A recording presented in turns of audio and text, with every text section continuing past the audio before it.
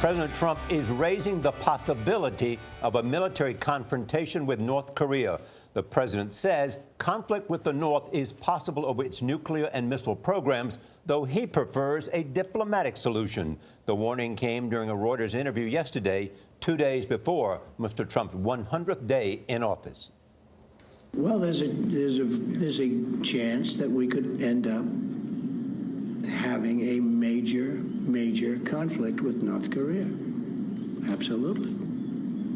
Newly released video appears to show Tuesday's live fire drill in North Korea. Its army fired hundreds of artillery rounds from a beach.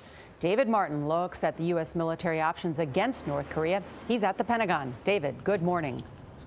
Good morning. There's no doubt the U.S. would win what the president calls a major conflict with North Korea, but the loss of life and destruction of property would be horrendous on both sides. This morning, North Korean state-run television aired video of this week's massive live fire exercise. It shows multiple rocket launchers and artillery firing as the country's leader, Kim Jong-un, and his officers cheer them on. It happened in the same week an American nuclear-powered submarine armed with cruise missiles pulled into a South Korean port. A B-52 bomber patrolled over the Korean peninsula, and the aircraft carrier Vincent came within striking range of Pyongyang. North Koreans put out a propaganda video threatening to sink the carrier, but the fact is they would be unable to prevent the devastating attack.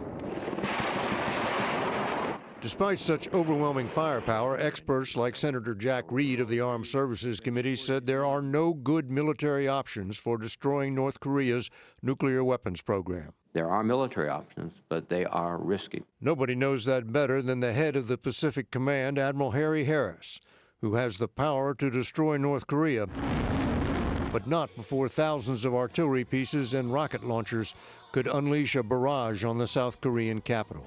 Seoul is the most densely populated city on the planet, 25 million people in a relatively small area. Within artillery range of the DMZ. The U.S. has Patriot anti-missile batteries in South Korea, and in the coming days, a second missile defense system called THAAD will become operational. But those are designed to shoot down guided missiles like these. They cannot defend against an old-fashioned artillery round or rocket. Isn't it incredibly difficult to counter the 4,000 artillery pieces that the North Koreans have on the DMZ? It is, sir, and THAAD is not designed to counter those kinds of basic weapons. And what is designed to do that? Anything?